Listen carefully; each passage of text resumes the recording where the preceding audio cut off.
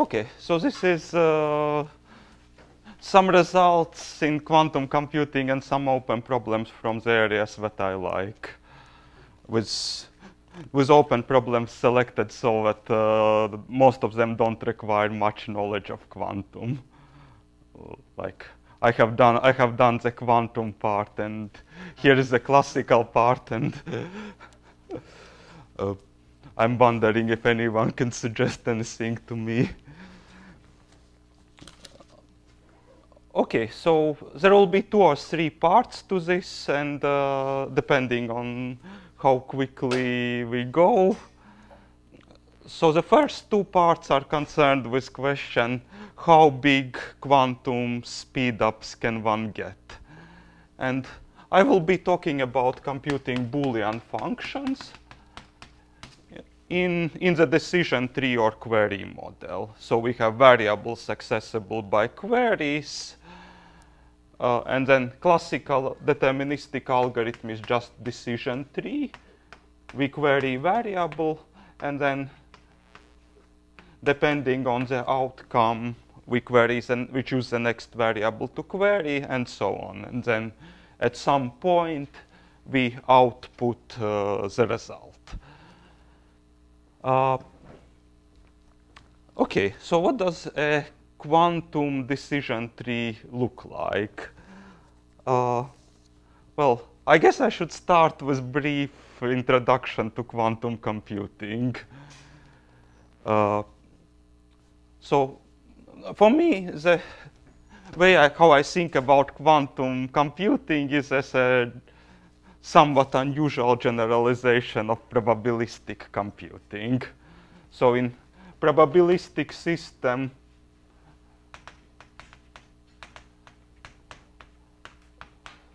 you have a number of possible states, and your system at any point of time is in one of those states with some probability. And probabilities sum up to 1. So quantumly, instead of probabilities, you have amplitudes, which are complex numbers.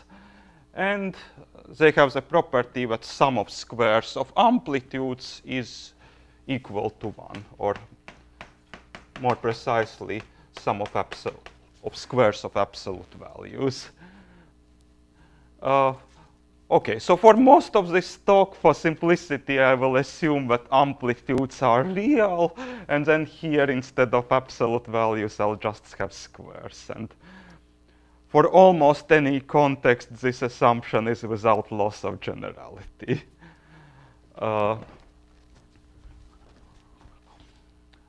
Okay, so this is what a quantum system looks like.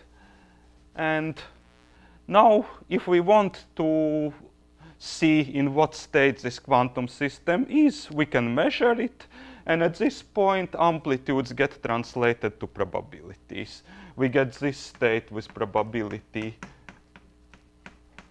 its amplitude squared. Second state with probability, its amplitude squared, and so on.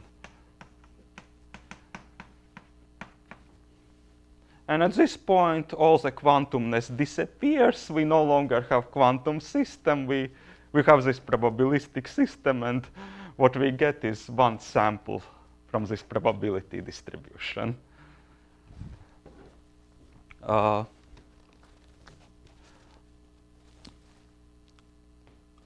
Okay, so now about the notation. So quantum computing, yes? Can you sample more than once? I thought that in the quantum state you cannot sample. Well, you can sample only once, yes. So quantum state becomes probability distribution. You get one sample. Yes. If you know the process through which this state was prepared, then you can prepare it repeatedly with the same resources as you did the first time, but it costs you the same amount.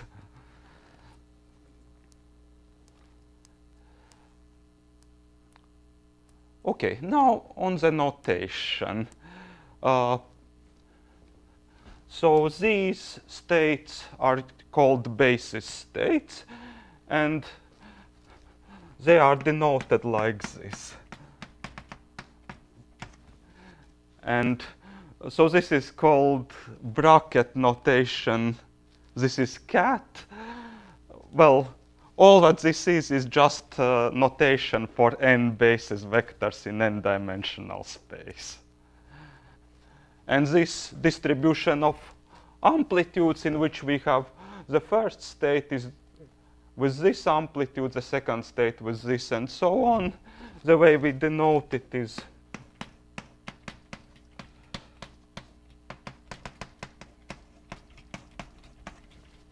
like this.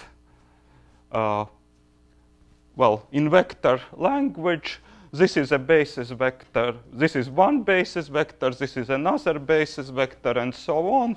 This is vector alpha 1, alpha 2 to alpha n. So this is 1, this is 2,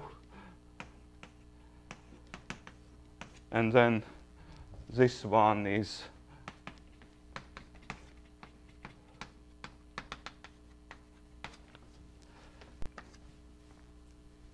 so quantum state is a vector, and because of this requirement, it must be vector of length 1.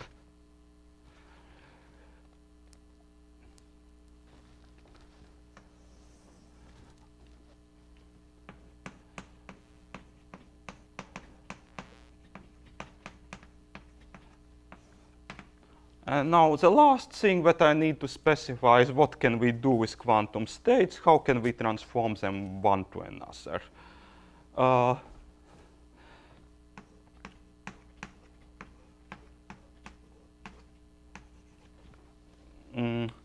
So there are two requirements. First of all, transformations that are allowed must be linear, meaning the vector of amplitudes after the transformation is obtained by a linear transformation from this one. So this vector must essentially be the vector before times some matrix, some fixed matrix that doesn't depend on this vector.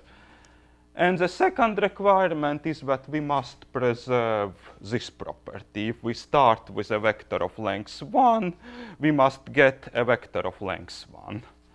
So what we are allowed is any linear transformation that preserves the length of the vector.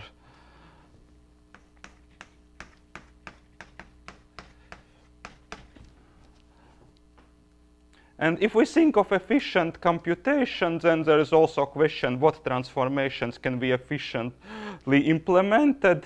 For this talk, I will be looking at the query model, where we take the number of queries as a measure of complexity, and we generally don't care about efficiency in other aspects. So I'm just allowing myself to do any transformations.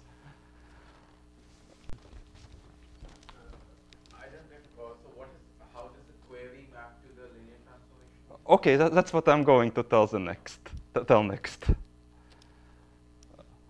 So this is the model of quantum computation now, and now I will tell how we put queries into it. The way we put queries into it is like this. We have basis vectors that are indexed by two indices.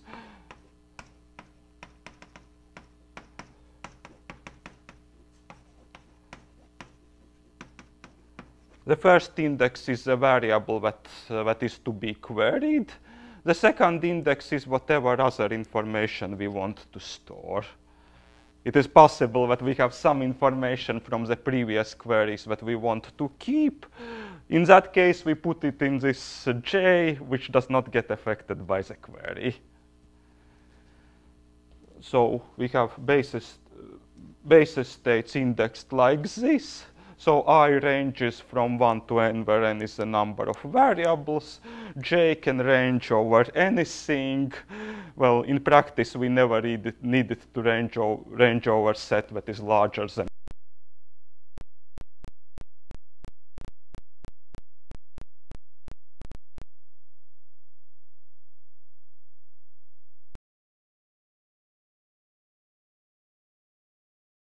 a transformation that keeps this state unchanged if variable is 0.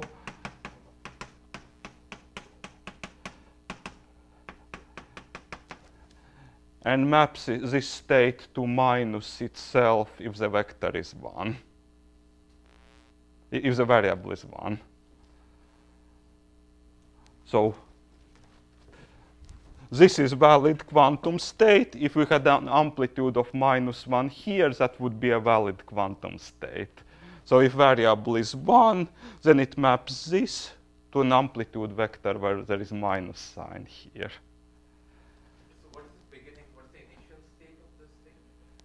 At the very beginning, what is the value I? Of the value, the initial state? Yes, what's the initial state?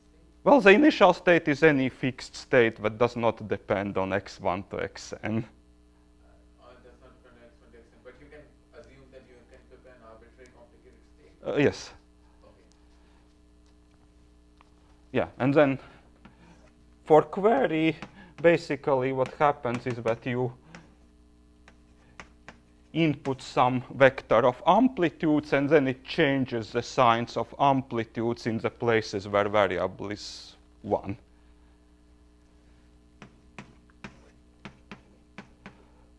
So let's say this is 1.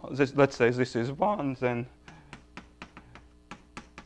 the query changes the sign here. Let's say the last variable is 0, then the query keeps the last component the same.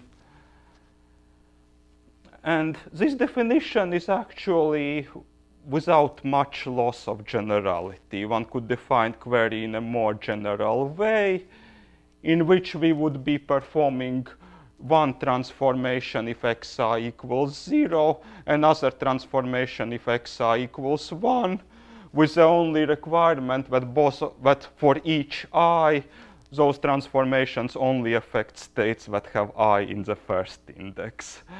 And then all the results stay the same. One can prove that all the complexities are affected by at most a factor of 2, and in most settings they are not even affected by that.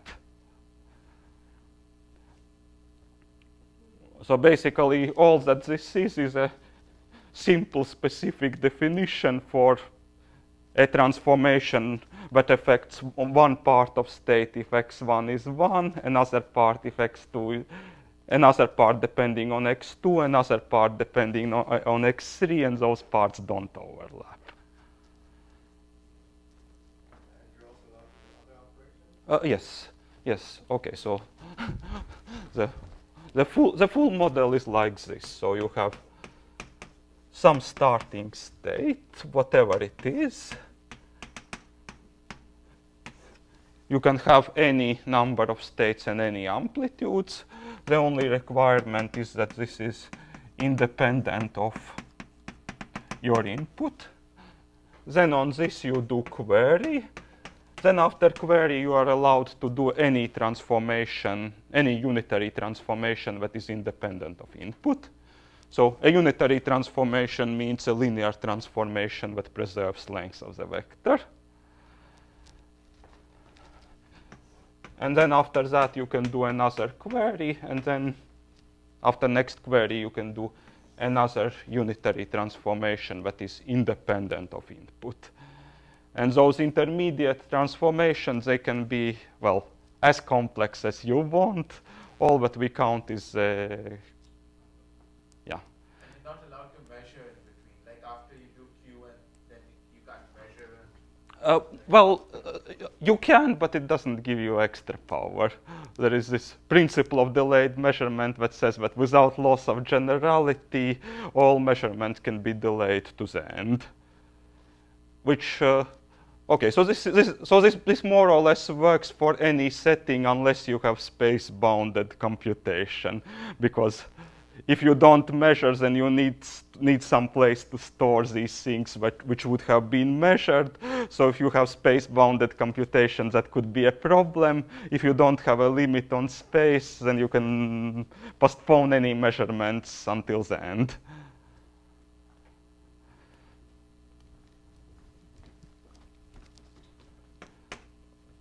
Okay, yes, and then at the end you measure, and then you get some classical value, and then you have some rule how, depending on this classical value, you output 0 or 1.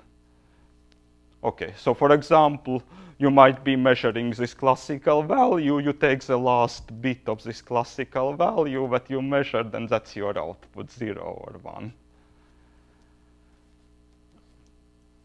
And then the notion of computation that I will consider is the standard bounded error computation. Algorithm computes f if on every input with probability at least 2/3 it outputs the correct answer.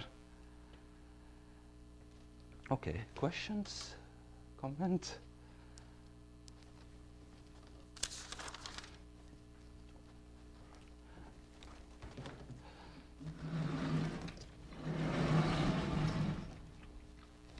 Okay, so basically first 3 parts of my talk will be all concerned about how big speedups can one get in this model under various conditions.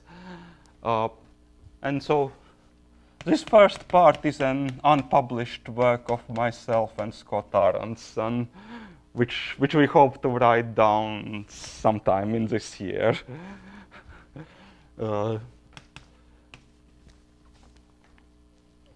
So, okay, so let's say that we have f that is computable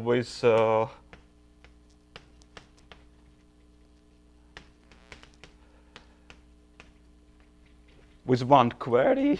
The question is how many query with one quantum query.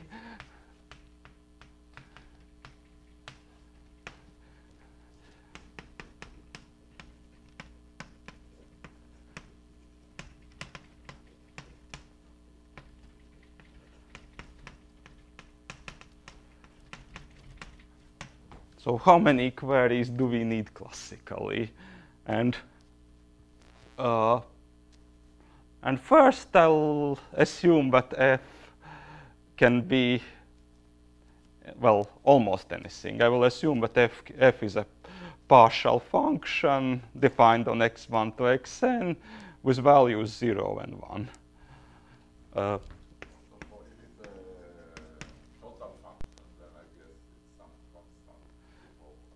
Yeah, well, if it's a total function, then the answer would be that if we can do it with one query quantumly, we can do it with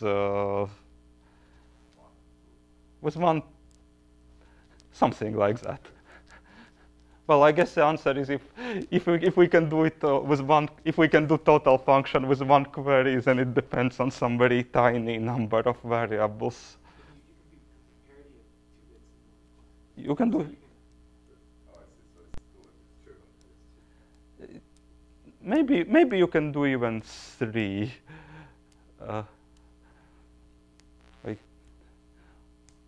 Like you. Well, you can do or and of any number of bits with probability approaching to 1, approaching 1/2 as n goes to infinity. So the question is at which point it becomes less than 2/3, whether that happens at 4 or 5 bits. Yeah, computable with error. It is obvious that quantum queries can always simulate classical. Yes. Well, it's not completely obvious.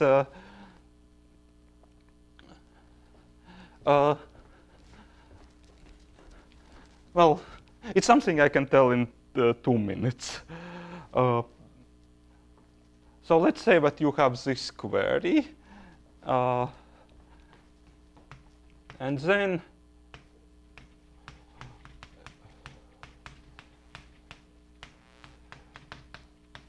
you input to this query this state.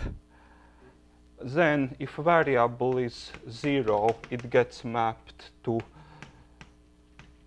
well, it just stays, not this state. Okay.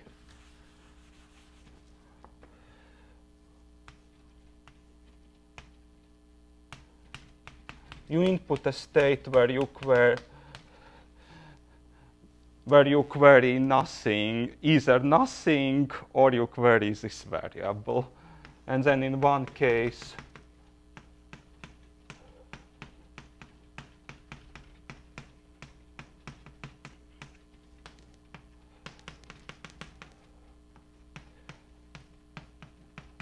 and then depending on value of variable, it goes either to this or this.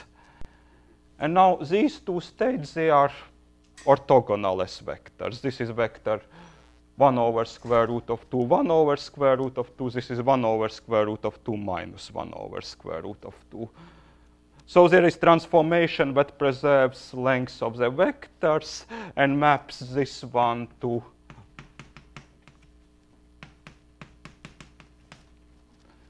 so these are two orthogonal vectors. These are also two orthogonal vectors. We can come up with transformation that maps these two to these two. And if you want to simulate for classical decision trees, This is a way to read a single bit into memory. You have auxiliary memory, an additional state. Oh, carry I along, see. and you just keep going. Additional memory will tell you if it's next. oh, I see. So you need memory like the depth of the tree or more? Well, like the depth of the tree, yes. This problem, does it stack up? So if you can do it, if you have a lower bound for root n queries, does if that it's just some g of n, does it mean that for one query g of n over n, or not necessarily? Like what do you get for intermediate states? You mean memory or what? No, in terms of number of queries. So if you prove that there is some task that requires n to the 1/3 quantum queries but n classical queries, what's the model of do you get something like 1 versus n to the 2/3 for some model? Not. I guess not necessarily. I guess not necessarily.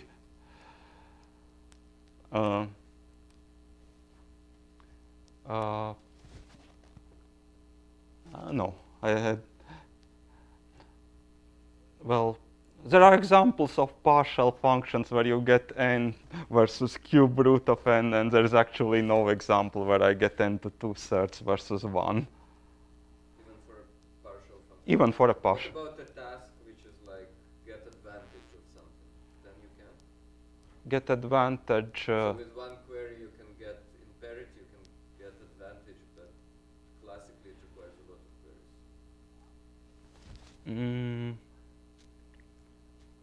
Okay. Get advantage n to the 1/3 or something. So advantage meaning you get Half plus 1/3. half. Plus n to the 1/3. I don't. Well, that would be a good question. I don't know. Like parity is actually something where one cannot get advantage quantumly with less than n over 2 queries. But in general, I don't know.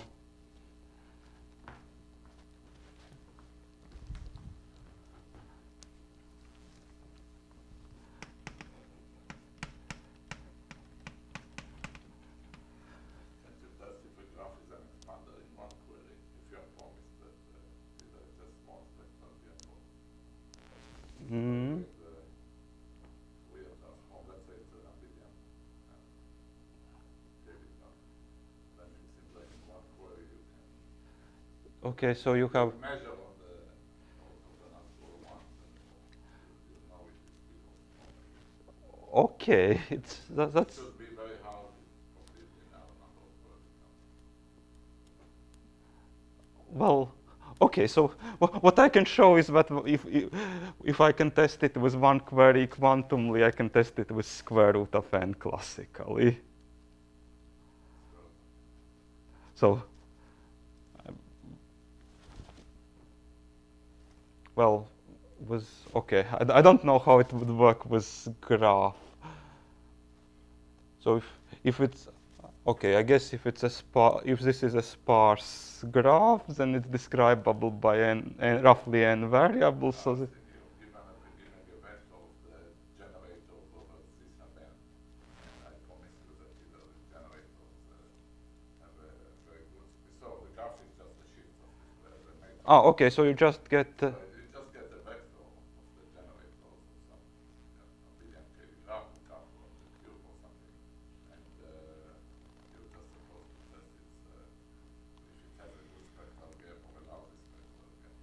Okay, and how do you access the multiplication table? You're like group, like are you given group as a? Just need to do the Fourier transform of this vector, right? Which you can do fast. Yes. And then you measure, you put the x on the orthogonal space to Okay, but what is the thing that we are querying here? the bits. So if there is a vector characteristic vector of the elements in your generating set. Ah, okay. So the group is fixed and known, and yeah. So it's the n, and then.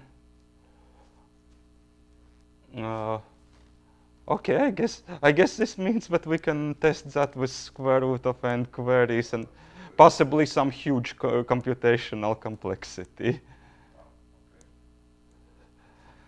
doesn't work. So it doesn't matter. You can Okay. talk about it later. Okay, so the answer is that is order square root of n. And then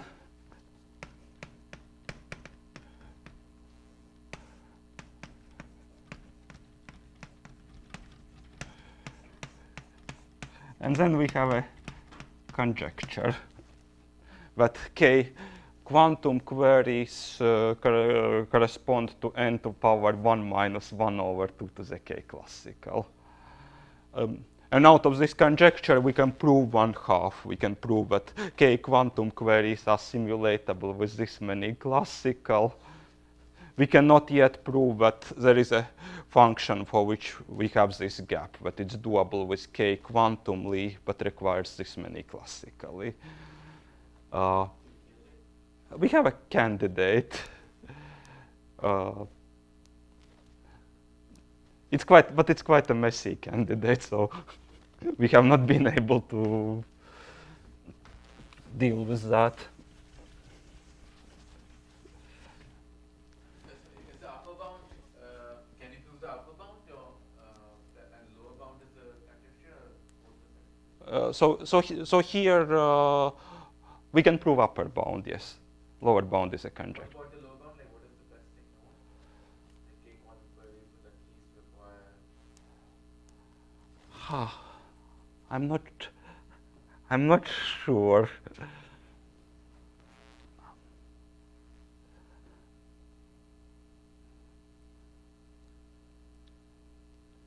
Maybe we can prove n to power 1 minus 1 over k, but I would have to go back to our notes and check. So the big theta, does it depend on k? The big theta, yes. Well, at least possibly, yes.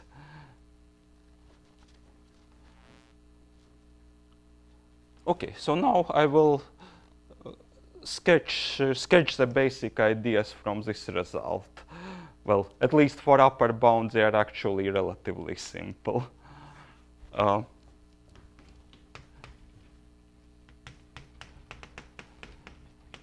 So here we have this quantum algorithm that works with one query. Well, it's actually a very restricted thing. So what this means is that we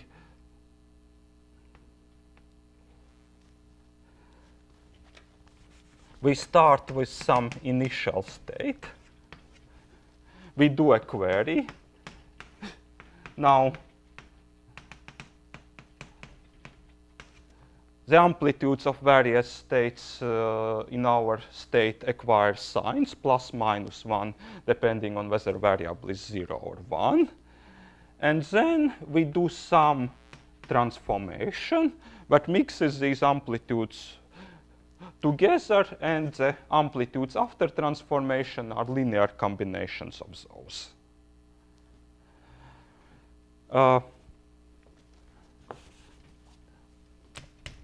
So let's change the notation a little bit. Let's change the values for variables from 0 of 1 to minus 1, 1, as one usually does in Fourier analysis of Boolean functions. well, if we do this, if we replace this amplitude with this value with 1, this with -1, then what this is that we multiply the coefficient of this state with the value of variable, with -1 in this case and 1 in this case. So this step is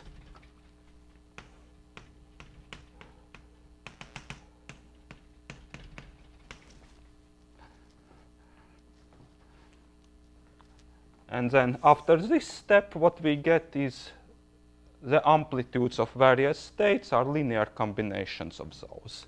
So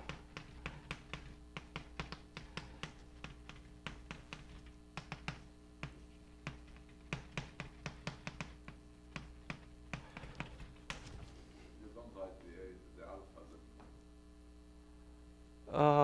no. Well, I can absorb them in here. Yeah.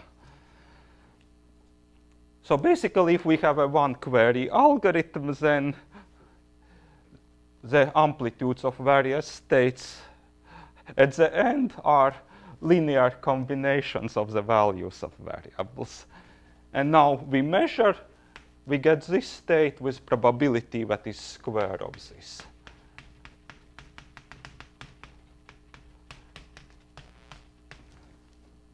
And similarly for the next state.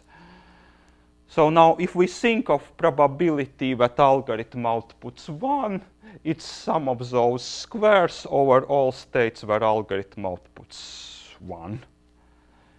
And each of these is a square of linear polynomial, so it's a polynomial of degree 2. So probability that algorithm outputs 1 is a polynomial of degree 2. Maybe it's good to comment that this is a general property of quantum query models, and that's if you have T queries, then it's a polynomial of degree 2T, and this is used. Yes. Yes. So if we had T queries, then at the end here we would get a polynomial of degree T, and then when we go to probabilities, we would get a polynomial of degree 2T.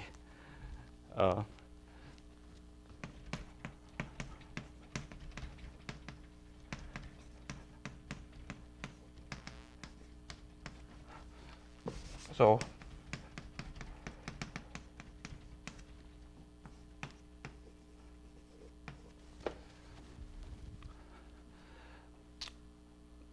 now we have this polynomial of degree 2.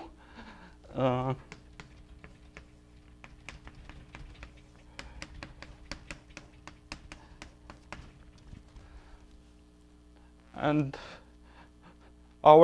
if we want to classically determine whether the quantum algorithm outputs 1 or 0, then what we have to do is we have to estimate this polynomial. And if we estimate that the value of this polynomial is at least 2/3, we know that the algorithm outputs 1. If it's at most 1/3, we know that the algorithm outputs 0. So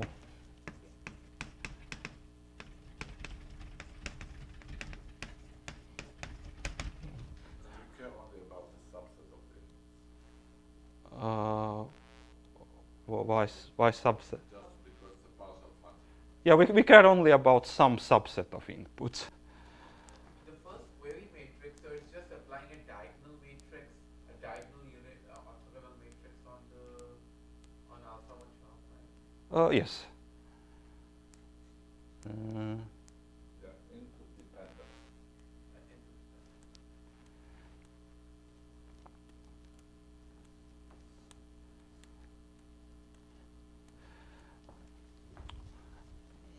Okay, so now what do we know about this polynomial? Well, we know that if our partial function is 1, then the value of this polynomial must be between 2/3 and 1, because quantum algorithm correctly computes the value.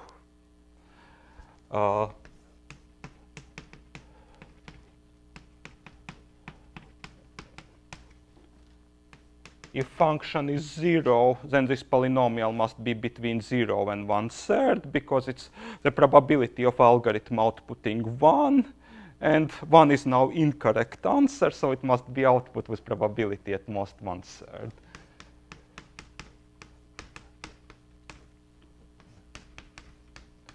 And there is something that we know even in the case if f is undefined. So this polynomial, well, if f is undefined, well, then this is still a valid quantum process. We can still apply a query corresponding to the right x1, xn. This is still a valid transformation. This is a valid transformation. This is a valid quantum measurement.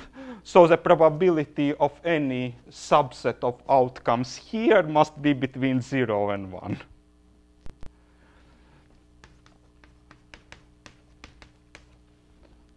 So our task is to estimate a polynomial of degree 2 that is bounded on the Boolean cube to precision that is sufficient to distinguish 1/3 to 2/3.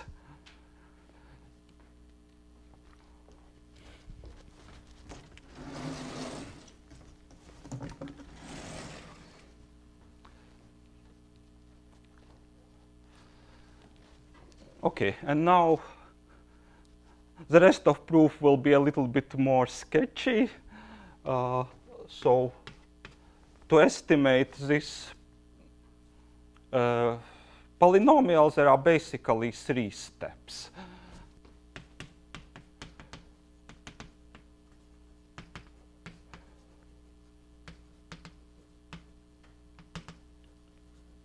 The first step is that we make influences of all the variables roughly equal. If we have a variable in this polynomial that is very influential, You query it. I don't query it. What I do, if I have a variable that is very influential,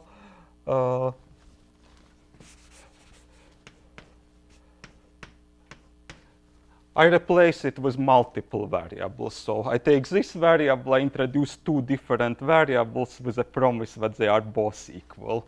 And I replace each term like this.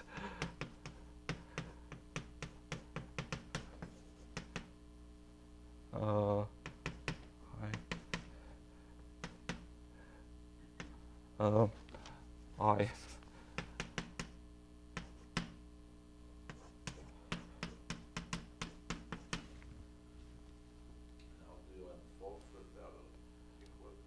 Well, I just make it a promise. Now I have a new partial function with a value of function only defined if these 2 variables are the same.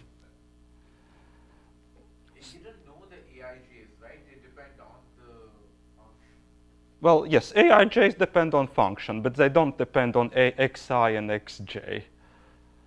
So if we we know the function. What we don't know is x1 to xn. So the task is we have this quantum algorithm. We are working in information theoretic settings, so we can assume that we have a full description of this algorithm, and we don't care about computational complexity. So what we do is we go through this. We write out a full description of this polynomial.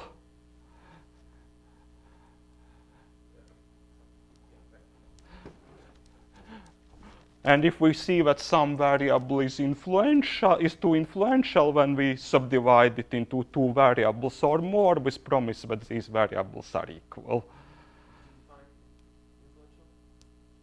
We just want all of the amplitudes to be within a factor of 2. Well, so influence, I actually define it as in a standard way as a sum of squares of coefficients involving variable xi. So this operation decreases the influence of every variable by 2. Yes. Well, of this part. Of this particular case. This particular, like I don't do this subdivision on all variables. I just do it on variables that are more influential than average. So the goal is to get influence of every variable below the level which would be average for all variables initially.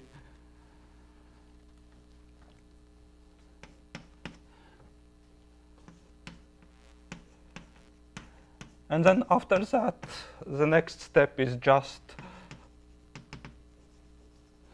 I sample order square root of n variables, and I calculate the part of this polynomial that involves those square root of n variables. The first step does not increase things more than logarithmically or something like that. Well, not. How big is the number of variables? Because n changes. It does not increase it by more than a constant. Basically, so since we, okay, so on average influences are 1 over n. Some of them can be less, but we apply this only if influence is more. And then afterwards, the influence is at least 1 over 2n for new variables, so there is at most linear number of new variables. Okay, so sample order square root of n variables. So that's a subset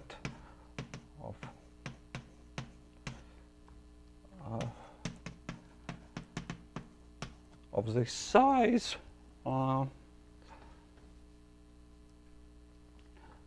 And then we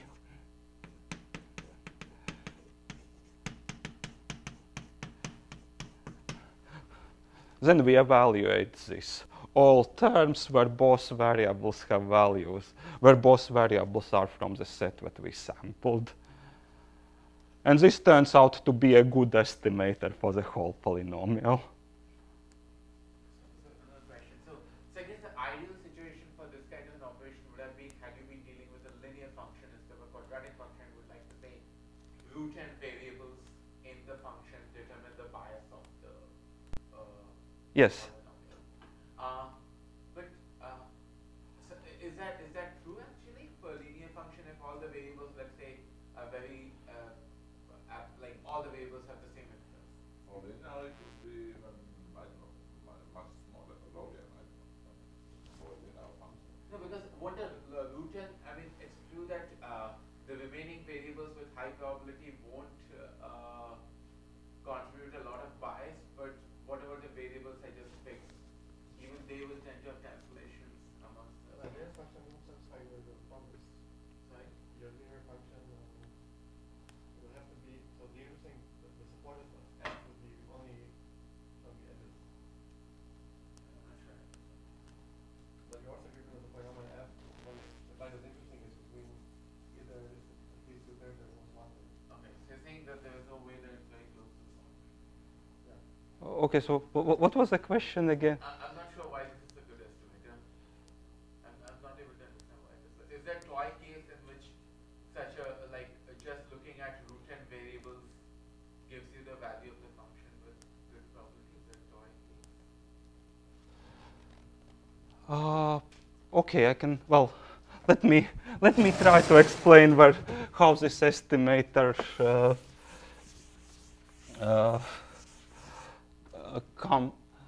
comes up.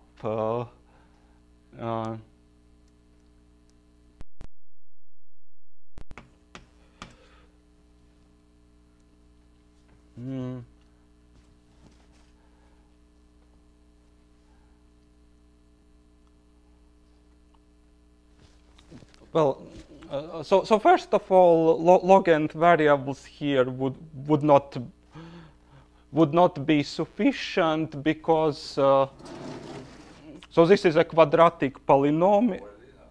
For linear, yes.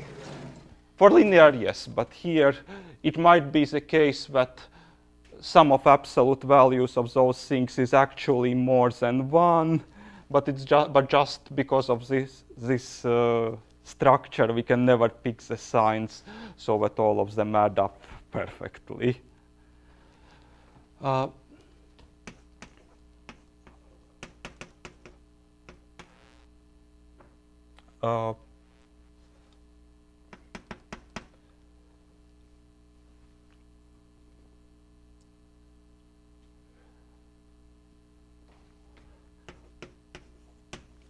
Okay, I will be a bit sketchy here. Basically, the thing that we can prove about this polynomial is if it's between 1 and 0 and 1 for every value of xi's and xj's, then the sum of absolute values of aij must be at most square root of n, or something like this. And then the second thing, now if we had to estimate, let's say that we didn't have a polynomial of degree 2, we had a polynomial of degree 1 with these coefficients, so there would be n squared variables. And we had to estimate this one. Then under this promise, by straightforward variance calculation, it's enough to sample n variables out of n squared. And now, if we go back to these settings, and if we sample square root of n variables, that actually gives us n pairs of variables. So what we have to show is that these n pairs of variables are good approximation of this.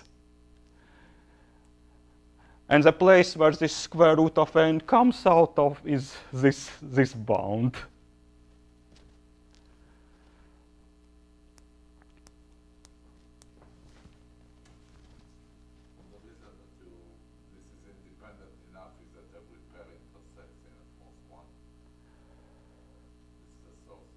Well, I get, yes.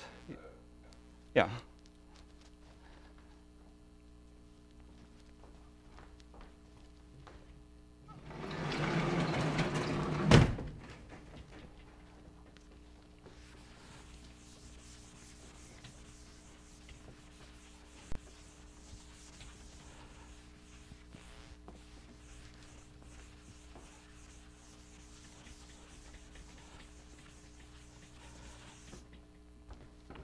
Okay, and then in essentially the same way we can prove that if we have k quantum queries, then we can simulate it as order n to 1 minus 1 over 2 to the k.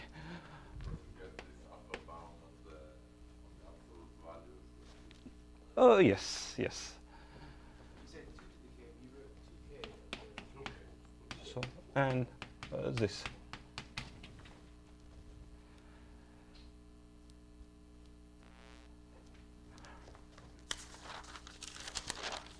And then we have an example in which we have one quantum query versus order square root of n classical. And basically, this quantum algorithm is actually very simple.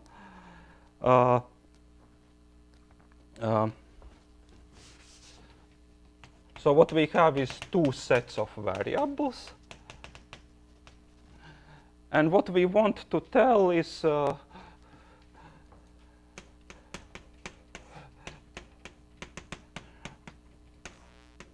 whether applying Fourier transform to values of first set of variables gives you something that is close to the second set of variables.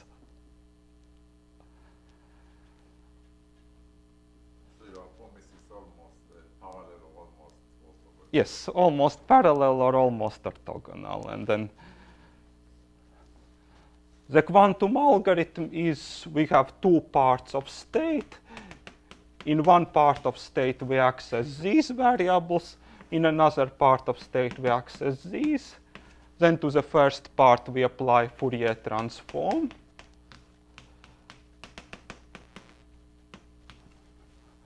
And then there is a quantum primitive that is called swap test that allows to test whether two quantum states are orthogonal or the same. And it's essentially based on swapping these two parts and looking whether the state stays the same or not. Essentially, half of time we swap them, half of time we keep the same. We test whether in both cases we get the same situation. If it's the same distribution, then swapping doesn't change it. If it's not this, if it's orthogonal, then swapping completely changes it.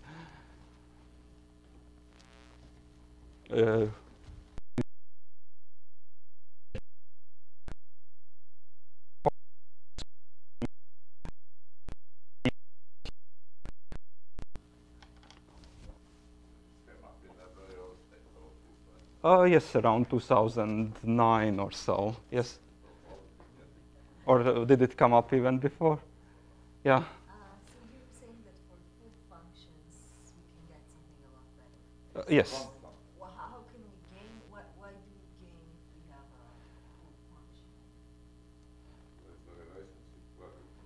Well, What's so great about full functions? The gap between quadratic and classical is the most, between quantum and classical is the most quadratic. The number of, and that comes from the polynomial representation of the probabilities in a quantum algorithm. So what's wrong with the function? No, This connection doesn't work. well, I guess what happens in this particular case is, well, okay, so let's think of just this one query. Then if we have one query, we are querying some variable with a tiny probability. And then for full function, this variable is not enough to change the probability from 1/3 to 2/3. So for full function, this variable must be irrelevant. For partial function, it might still be irrelevant together with a lot of other variables. So if they are one way, it will be 0. If they are other ways, they are 1. If they are somehow mixed up, half of them one way, half of them other ways, and it's undefined. I guess one gap difference, like just in this framework, is that if a quadratic polynomial takes value 1 or 0 with probability 2/3 and 1/3 on all points in the hypercube, that's a very strong restriction on the quadratic polynomial. Well, but it doesn't have to take 0 or 1. It has to take between 0 and 1/3 and 2/3 and 1. But everywhere. Sorry? But on all points. But on all points, again, on all points, That's a strong restriction. Yeah, and there's actually a more general, yes, so there's actually a general result that Avi mentioned, that if we have a total function, then quantum and classical complexities are polynomially related. So that's what I will talk next.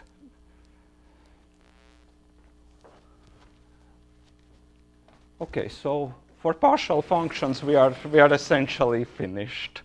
So this is what we know. You're not going to tell us the lower bound here. Oh, well, okay, so no. And you're not, the upper bound is easy. Which upper bound? Hopefully, this lower bound is tight, so there must be a simple quantum algorithm, a simple classical algorithm that in root n computes the Fourier checking.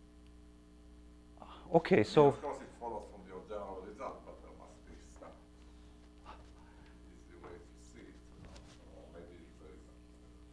well, I guess the thing would be just to sample square root of n variables here, and then square root of n variables here might be. Although, is it an?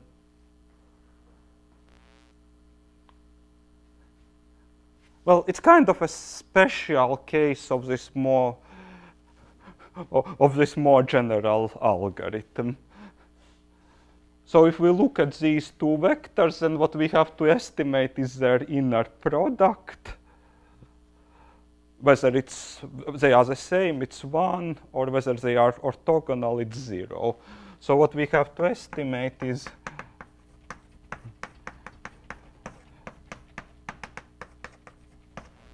this. So it's a polynomial of degree 2, except that it's now a very special polynomial.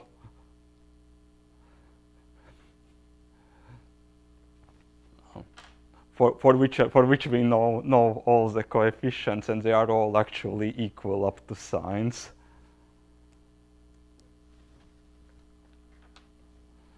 And then, well, classical lower bound is a mess, essentially. The idea is pretty simple. We have to show that if we know less than square root of n variables, then that doesn't tell us enough.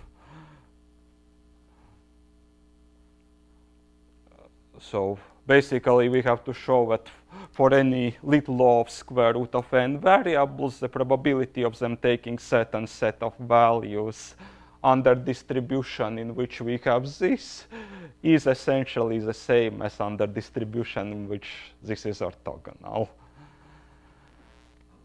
This is bound into a, I don't know, into the 3 halves and not root n. Oh. Okay. This seems to be true, and particular for the Fourier transform matrix, where you each one is 1 over root n absolute value and there are n squared of them. Okay. Yes. I must have mixed up something.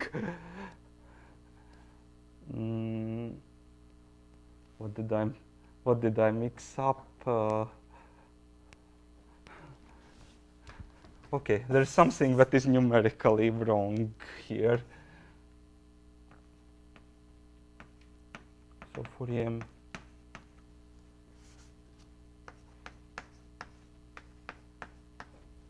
So Fourier transform matrix looks like this.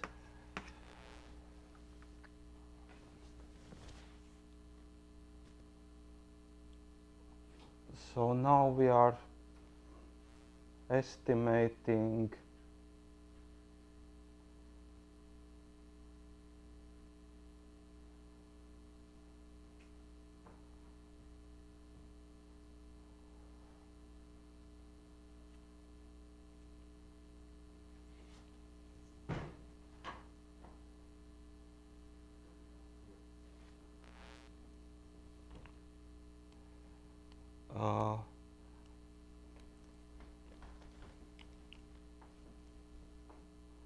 okay, we're not exactly, well, I don't know, I might have mixed something up.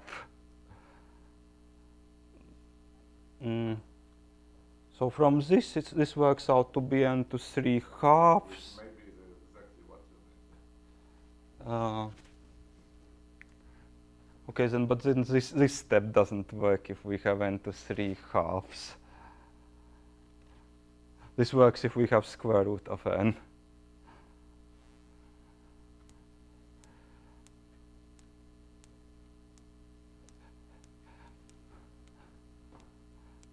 Okay, maybe I will sort out this later. It's not completely straightforward because with this swap test we are actually estimating square of that. So I'm not sure what the sum of absolute values is, but there might be some mistake here. Okay, are we? Is everyone back?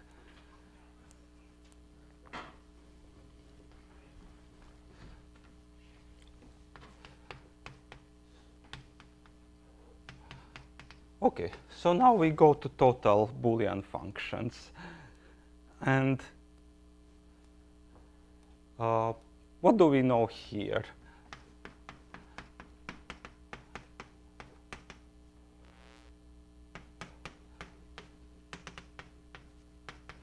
So the biggest gap is still this. Let's say that we wanted to compute OR of n variables.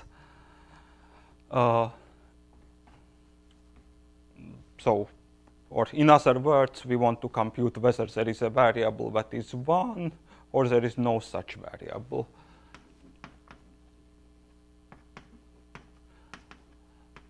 There is a quantum algorithm by Love-Grover from '96, which finds a variable that is 1 if such variable exists in order square root of n quantum queries.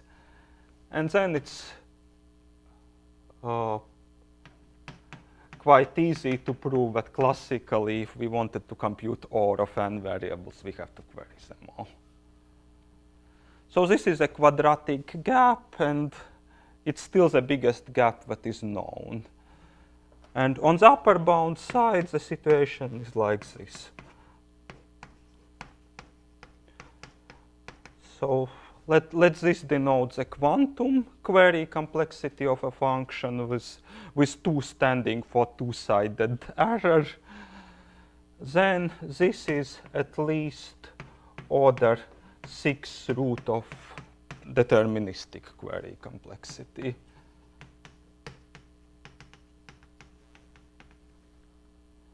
And this was proven by a group of people, Bob Beals and others, Fox 98. And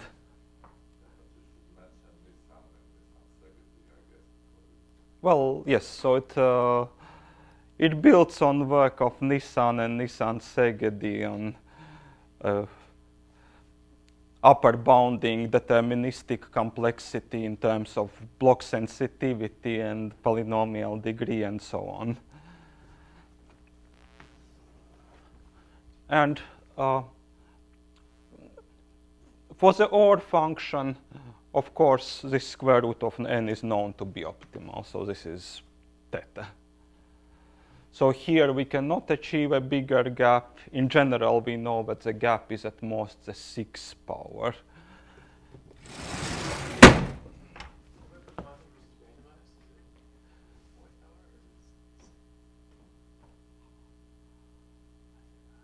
I think it's still 6. I think it's still. What? Your argument doesn't do any better than the random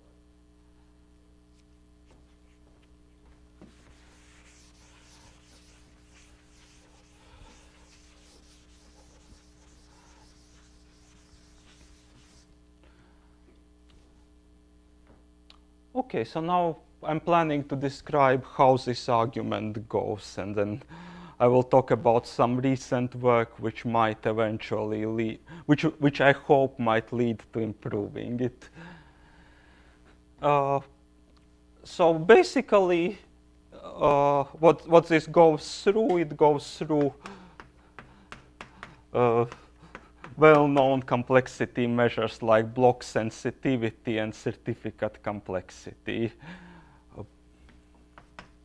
Or we can use polynomial degree of function, and this paper initially used it, but it's not actually required. Okay, so should I define what block sensitivity and certificate complexity is?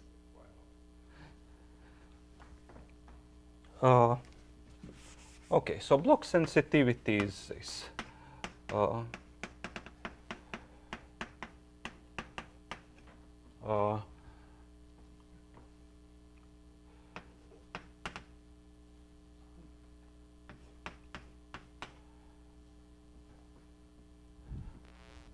let's see.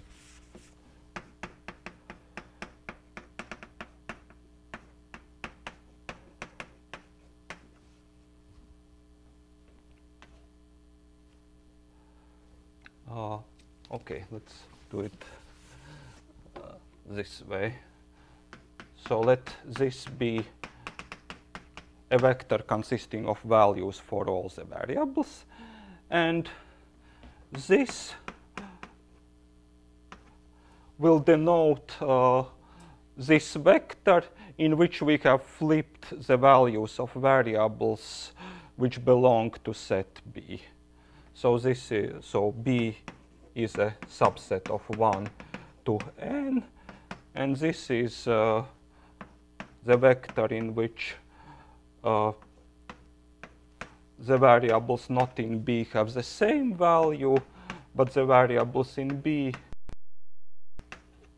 have the opposite value. And block sensitivity, well,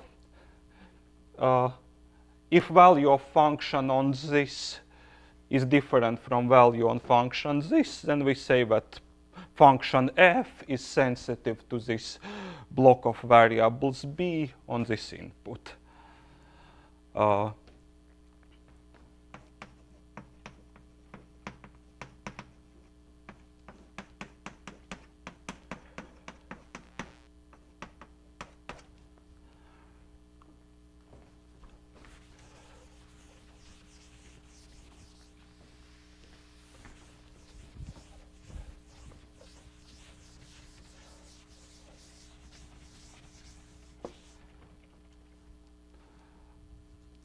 And then for block sensitivity, what we want to do is we want to come up with maximum number of blocks so that these blocks are disjoint and the function is sensitive to every one of them.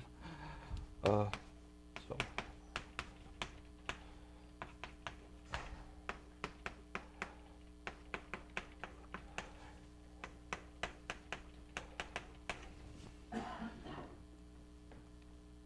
And then block sensitivity of f is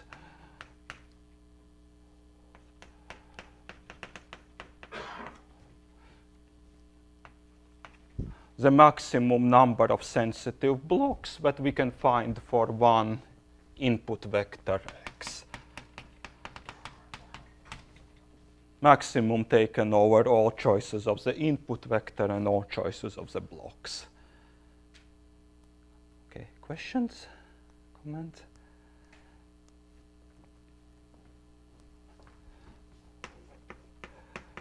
And to define certificate complexity, a certificate for a Boolean function on input x is a set of variables such that if an input coincides with a given input on this set of variables, then the value of the function is the same.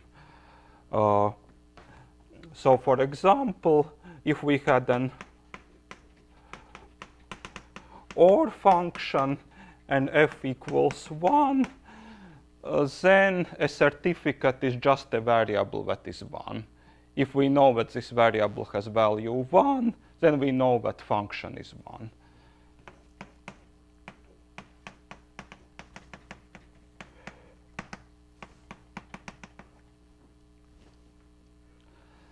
And conversely, if OR is 0, then all variables must be 0. So a certificate consists of all variables.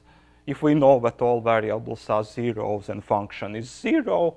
If for some variable we don't know that it's 0, then the function might not be 0.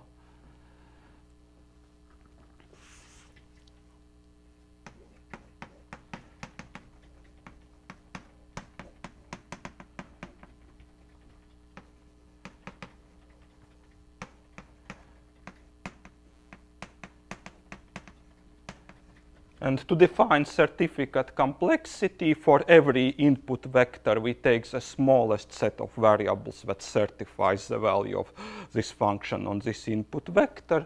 And then we take maximum of that over all input vectors.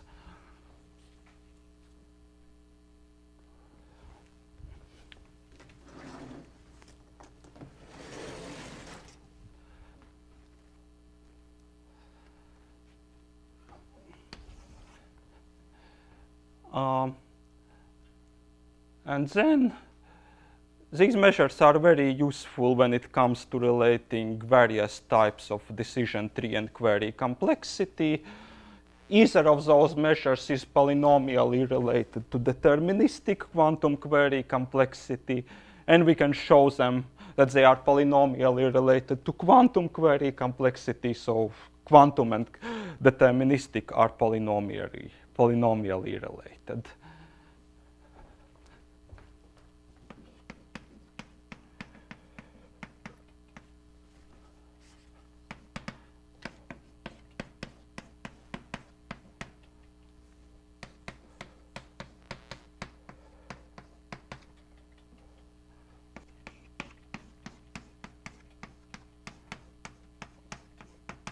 And then classically, we know these two things, that deterministic complexity is at most block sensitivity times certificate complexity, and certificate complexity is at most block sensitivity squared. I think both of those go back either to Nissan or Nissan and Szegedy in late 80s, early 90s. So together, these two imply that deterministic complexity is at most block sensitivity cubed. And then in quantum case, what one can show is that the number of queries for a quantum algorithm is at least square root of block sensitivity. Well, more precisely, there should be an omega there, but I will skip that. And then these two together imply that the gap is at most the 6th power.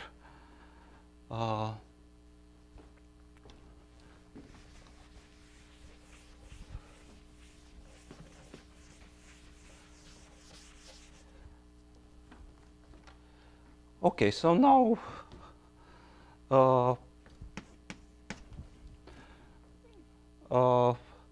let me quickly sketch how the proof of this fact goes. So let's say that we have the input vector for which we have the maximum number of sensitive blocks. And then we have these input vectors with one block changed.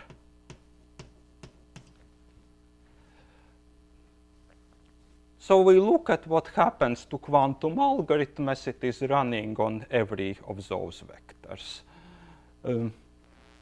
So, like, let's say that on this f is 0, and then if we change the block, the value of f must change, so here it must be 1. And then if we think of algorithm, then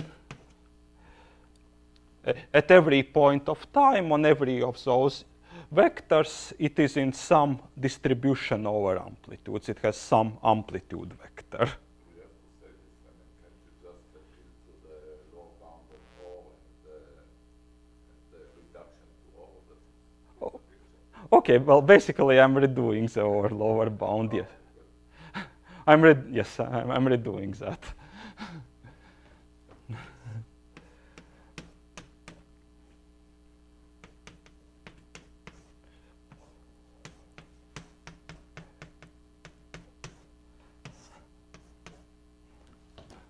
Okay.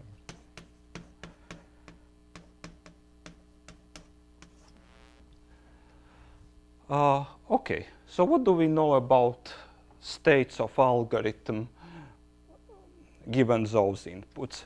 Well, there are two things that we know. One thing that at the beginning, before we make any queries, algorithm state is independent of input. So on all of these input vectors, algorithm state is the same. And the second thing that we know is that at the end, algorithm state here must diverge from algorithm states here.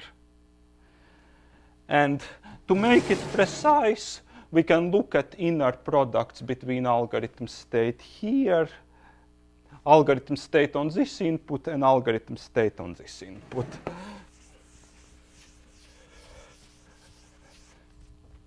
Okay, so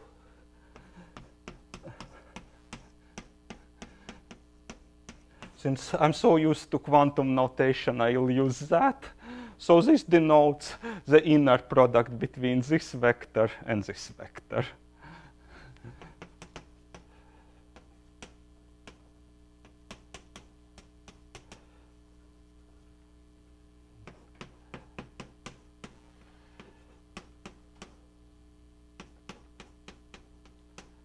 And before we make any queries, this is the same vector.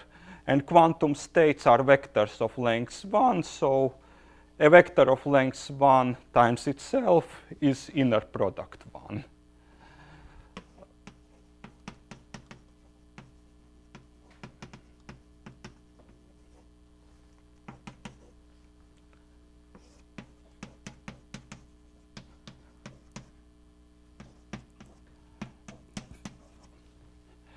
At the end, it turns out that this inner product must decrease below some constant, whatever, below 1/3 or below 0.8, because there is a slightly technical line with a few, this is a slightly technical lemma with a few lines of algebra, which shows that if this inner product is close to 1, then the probability distributions that we obtained by measuring these two states are close.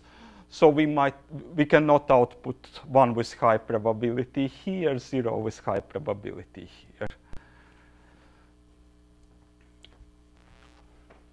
And now what we do is we look at some of these inner products over all blocks.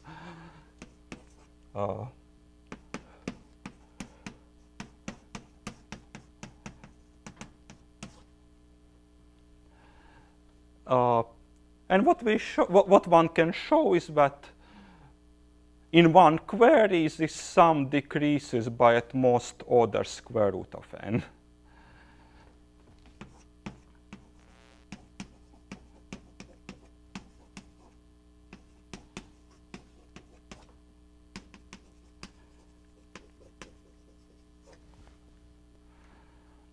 So this sum consists of bs many terms, each of which goes from 1 to some constant. So the whole sum goes from block sensitivity to constant times block sensitivity. And in one query, it decreases by at most square root of block sensitivity.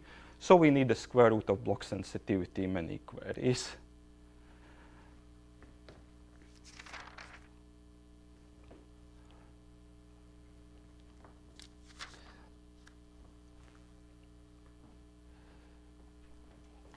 Okay, questions?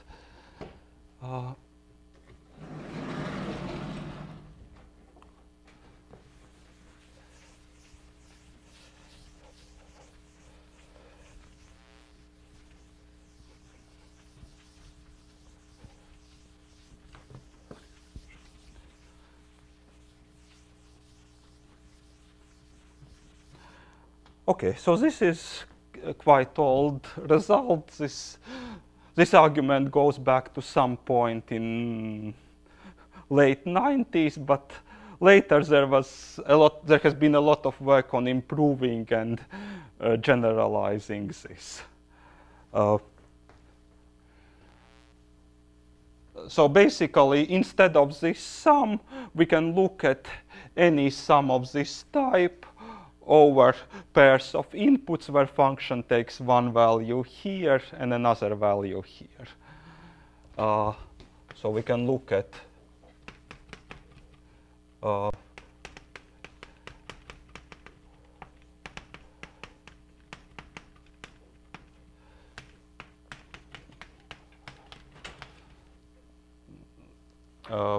so this is algorithm state given input x, algorithm state given input y, inner product, multiply it with arbitrary weights, sum up, and then we can try doing the same argument.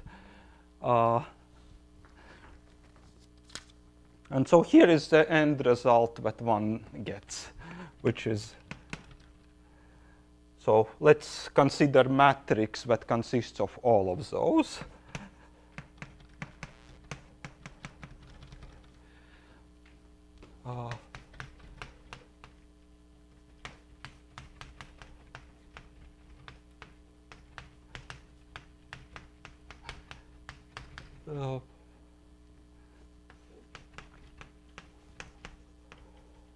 So, yeah. Let's write it.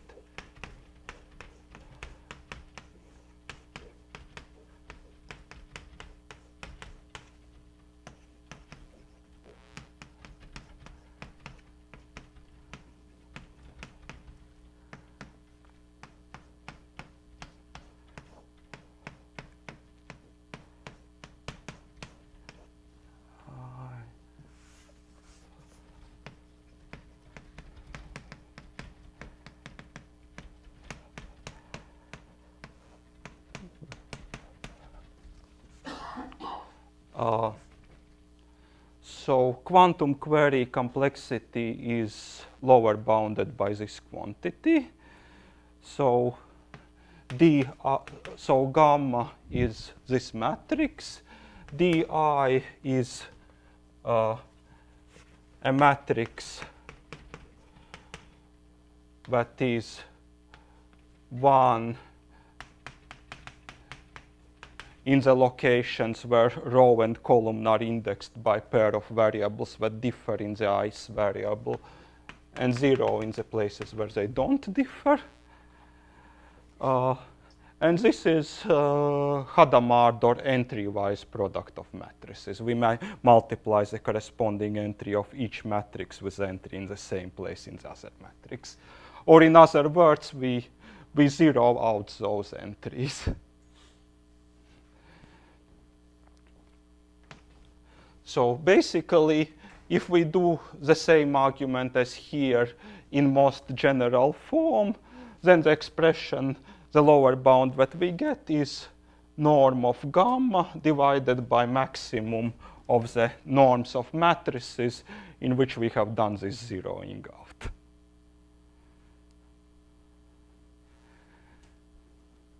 And then So what norm is being used here? maximum eigenvalue.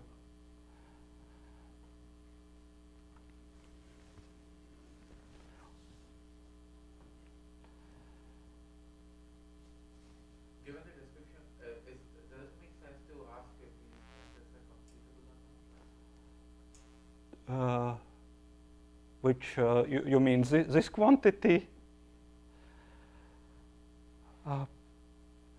Well, it's computable in time polynomial in 2 to the n. Well, these matrices are indexed by assignments of inputs, so they are potentially 2 to the n times 2 to the n matrices. And well, this can be optimized in time polynomial in their size. So if we wanted to optimize this for, say, 5-variable function, we can actually do that.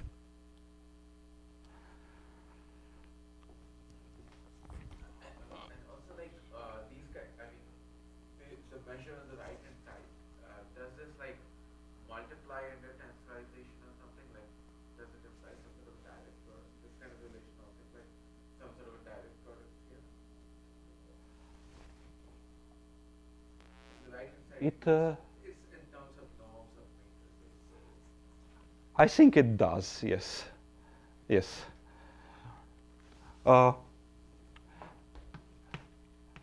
It also has product property if you take an iterated function. Then this measure for iterated function is Yeah, I mean, okay. This is not what I was exactly thinking about. I was thinking more about tensor product. This is more like the. I think it also works for tensor. I think it works for Yeah. it works for both.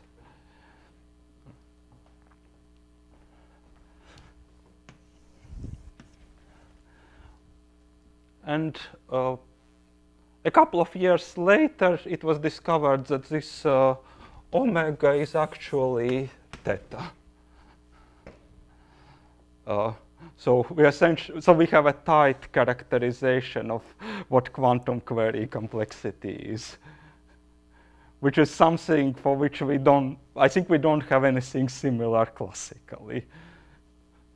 So here we can characterize it in terms of this expression, and then if we have a function for small number of variables, we can calculate exactly what this is. And actually, if we have any iterated function, we can calculate it for this basis function, and then for a function where you iterate these d levels, it will be just this basis quantity to power d.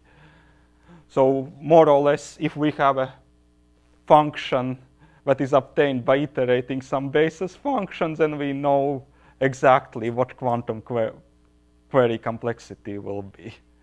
This also allows you to do some sort of like a tight direct product here. Yes. And the upper bound is Reichardt. Upper bound is by Ben Reichardt. I think the original version was 2009 and involved some polylog factors here, and then I think those were later removed by him in 11 or 12. Okay, so I guess I will spend the last minutes talking about how how this upper bound follows.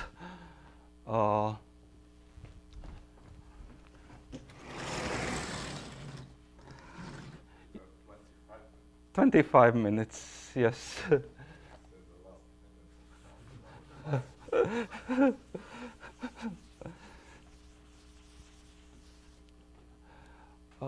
Well, it might take 25 minutes. Well, it's an interesting story because what happened is that there was upper bounds and lower bounds line of works going on in parallel. There was this line of work that was with even better lower bound methods. People first generalized this one step, then they generalized it more steps, and at the end they arrived at this. The first step is that people put weights here, which was quite natural. Then the next step is, which was less natural intuitively, is people realized that they can put negative weights here. And intuitively it doesn't make any sense, but algebraically everything still works the same way.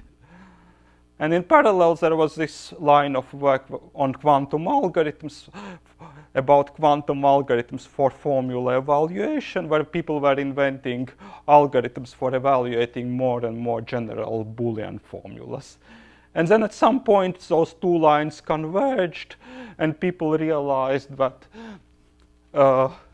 the expression that was being maximized in lower bound line of argument was a semi-definite programming dual of the expression that was being minimized in the algorithms line.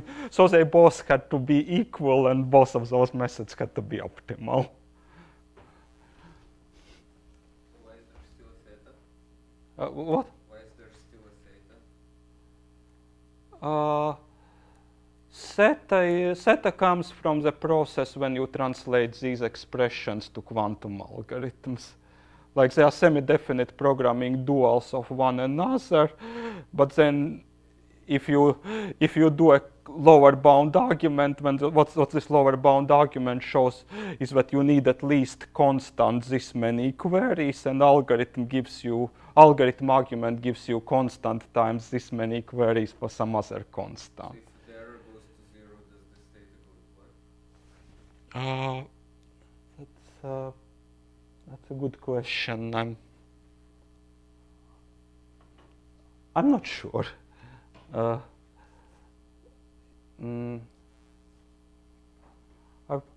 I would have to check. It could be either way.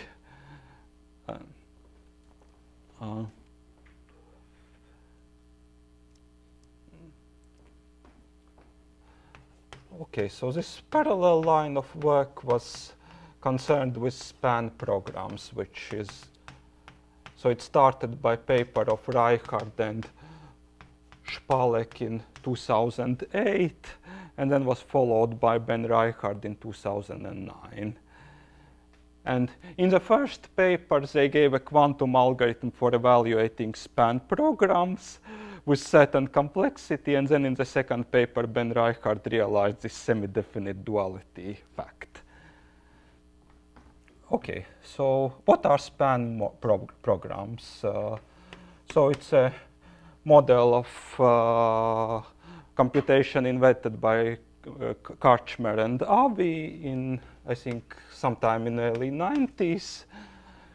And in a span program, we have a set of vectors. We have some target vector t, and then we have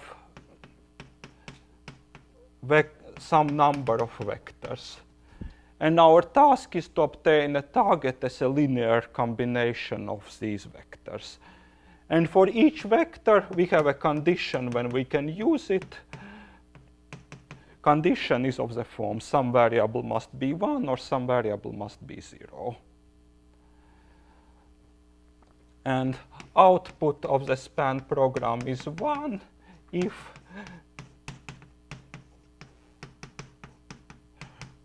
if we can express, whenever we can express target vectors through vectors that have conditions that are correct.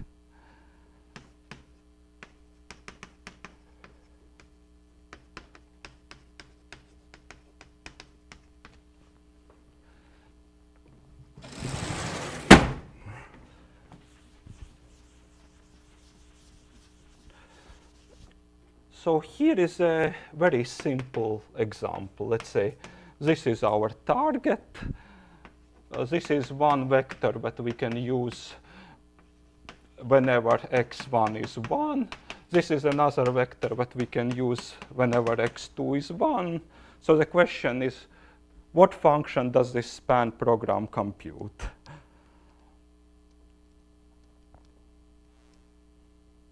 So basically, if we can use both of these vectors, we can add them together. We get 0 here. Well, we get 2 here. We multiply that by 1/2. We get this vector. So whenever we can use them both, we can obtain this one. If we can use only one of them, then it's pretty clear that we cannot obtain this one. So this span program outputs 1. Whenever we can use both of those vectors, meaning whenever both variables are 1. So this is a span program for AND of 2 variables.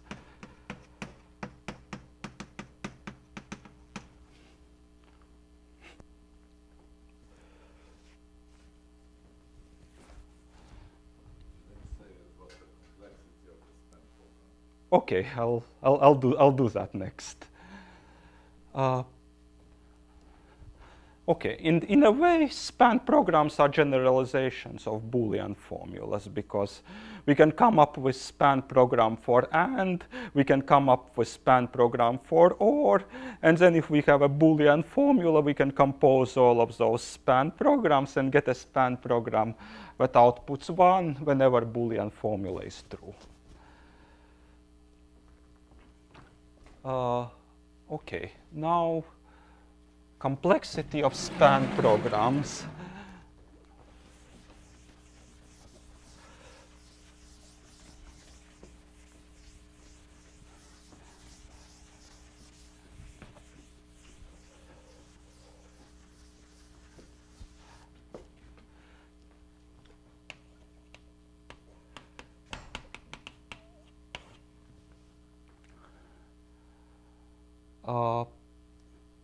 So here is the complexity measure.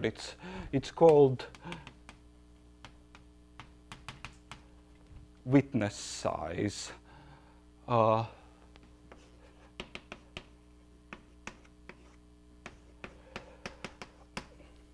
So we are looking for a witness that would allow us to certify that span program outputs 1 or 0.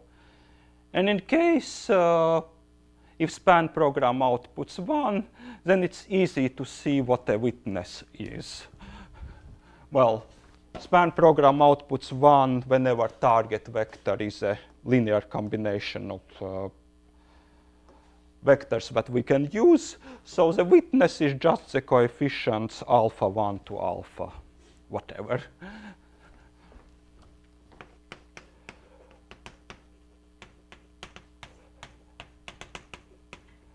So this is, say, vector alpha, and then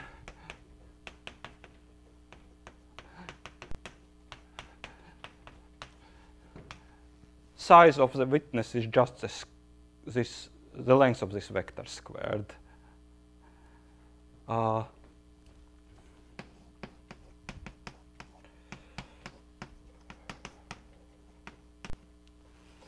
And if span program does not output 1, how can we certify that?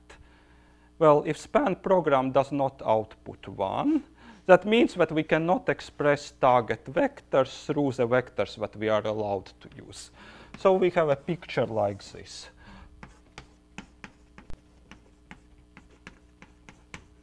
We have all the vectors that we can use, the legal vectors, and they span some subspace. So let's say that this is this plane. And then target vector is somewhere, but it's not in this subspace. And then we can write out target vector as a linear combination, as a sum of its projection into this subspace where we can express everything, and a vector that is orthogonal to this subspace. And then this vector is orthogonal to all legal vectors. So in particular, it must be orthogonal to all vectors here that we are allowed to use.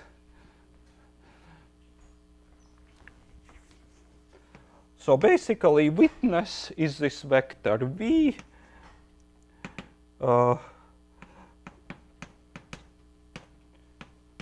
which is perpendicular to all allowed vectors.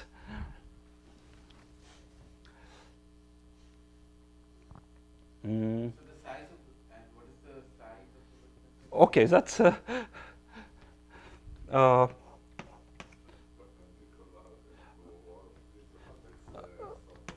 okay, and then yes, it must have inner. Okay, so we scale it. We must scale it so that it has inner product 1 with the target vector. So it's projection of target vector on space that is orthogonal scaled so that this inner product is 1.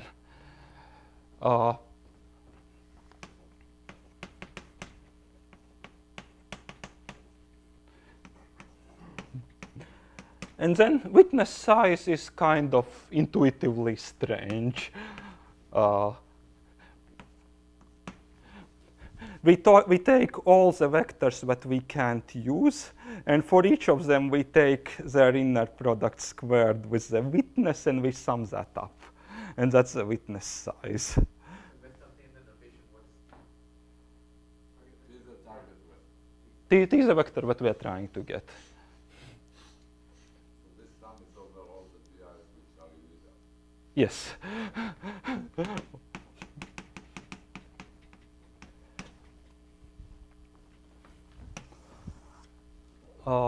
So we can do example for the AND function.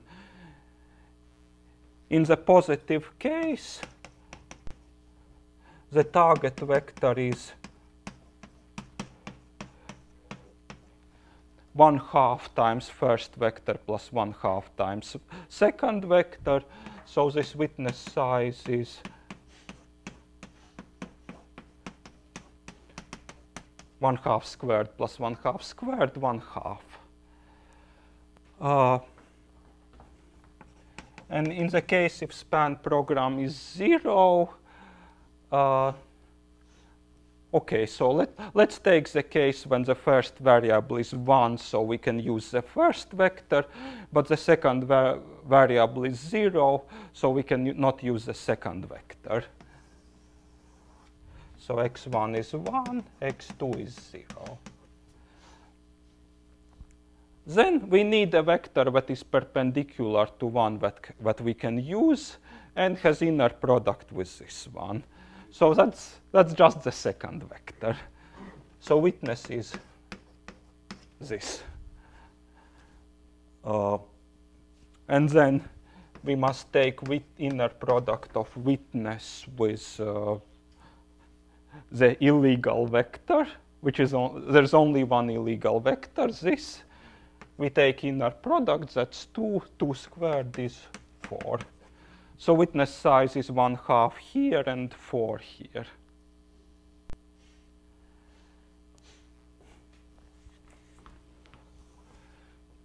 you going to normalize your something in this, like you said, V1, V2? Yes. So This normalization is something like which one? the requiring the projection to be 1. No. So what happens is if we scale all V1 to Vm up, then this witness size goes down by a constant fraction, and the other one goes up by a constant fraction. And what we are interested is, so witness size of a span program is the maximum of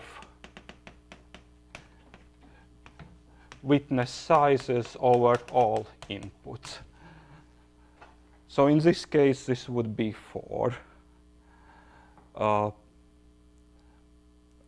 But what we could do is we could do scaling that would increase this and decrease this, and then we would actually arrive at a span program that outputs 1 in the same cases and has witness size square root of 2.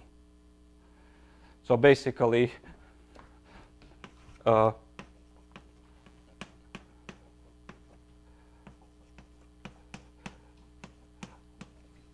there is straightforward procedure multiplying all vectors by a constant that increases witness size by a constant if f is 0 and decreases it by the same constant if f is 1. And in this particular case, what we can do is we can multiply this 1/2. 1/2 gets multiplied by 2 times square root of 2.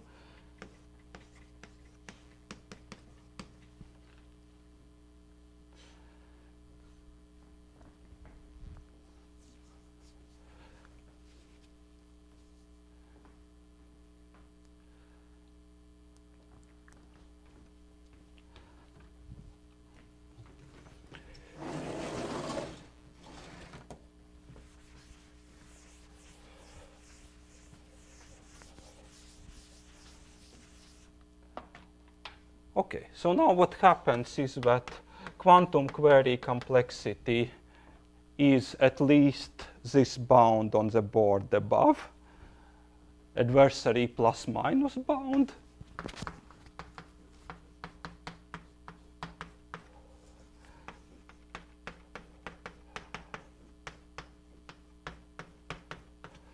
And at the same time, there is quantum algorithm for evaluating span programs.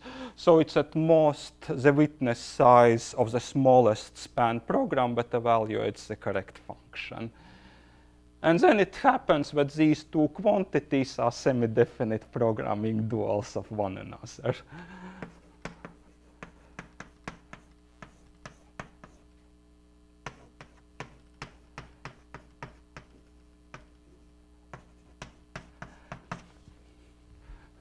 So they must be equal.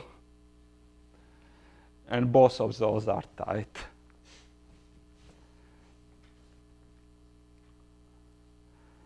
And the open question that I'm wondering is whether we can use all of this machinery to improve this 6-power relation between quantum and deterministic complexity. So, for example, classically, we know that deterministic complexity is upper bounded by certificate complexity squared.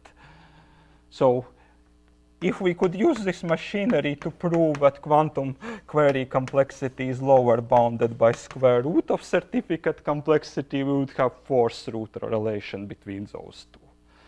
And right now, we don't know this.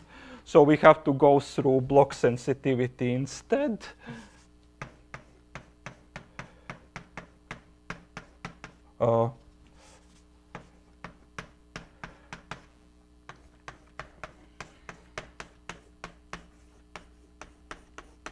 And well, there we get the 6. Those two relations are individually tight?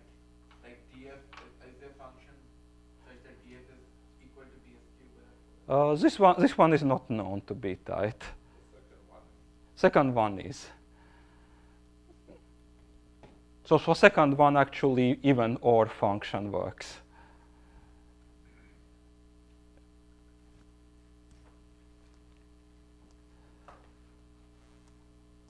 For the first one, we just know a quadratic gap. I haven't tried example. Yes. So that could be improved in theory. Oh, yes. That's another possibility.